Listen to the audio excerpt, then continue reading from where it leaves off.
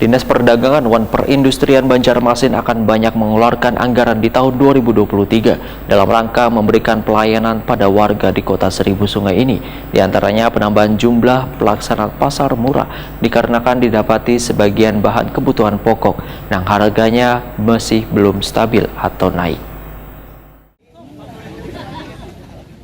Dinas Perdagangan dan Perindustrian Banjarmasin akan banyak mengeluarkan anggaran di tahun 2023 dalam rangka memberikan pelayanan pada warga di Kota Seribu Sungai ini. Di antaranya penambahan jumlah pelaksanaan pasar murah dikarenakan didapatinya sebagian bahan kebutuhan pokok yang harganya masih belum stabil atau naik. Sehingga salah satu cara yang bisa dilakukan untuk mengurangi beban warga adalah dengan melaksanakan pasar murah. Demikian diperkirakan Kadis Perdagin Banjarmasin Ihram Muptesar Wetakuni Prima TV jelang tengah hari Jumat 16 Desember 2022.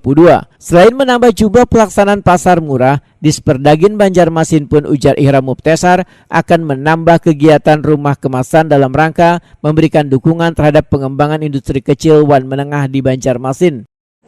Kita juga menganggarkan penambahan anggaran untuk kegiatan rumah kemasan dalam rangka memberikan dukungan terhadap IKM-IKM yang ada di Kota Banjarmasin. Memang kegiatan pembangunan rumah kemasan sudah berjalan.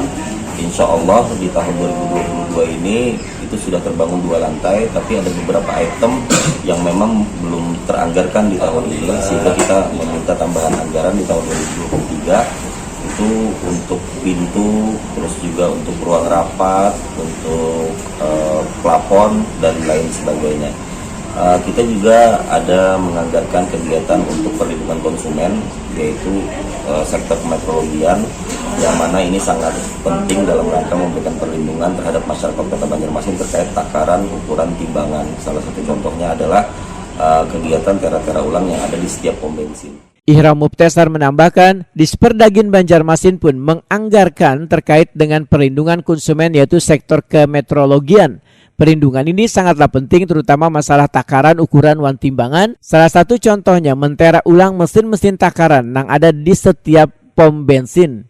Untuk perlindungan konsumen yaitu sektor kemetrologian, yang mana ini sangat penting dalam rangka memberikan perlindungan terhadap masyarakat Kota Banjarmasin terkait takaran ukuran timbangan. Salah satu contohnya adalah kegiatan tera-tera ulang yang ada di setiap pom bensin. Kita bisa membayangkan bagaimana kalau seandainya jumlah liter yang dikeluarkan dari SPBU itu tidak sesuai dengan standarnya. Tentu masyarakat akan merasa rugi, dan itulah fungsi kita, pemerintah daerah, memberikan perlindungan terhadap konsumen. Ihram Muptesar berharap melalui pemeriksaan alat ukur atau tera ulang takaran ukuran wan timbangan ini, maka warga akan semakin percaya dengan bubuhan penjual yang ada di pasar.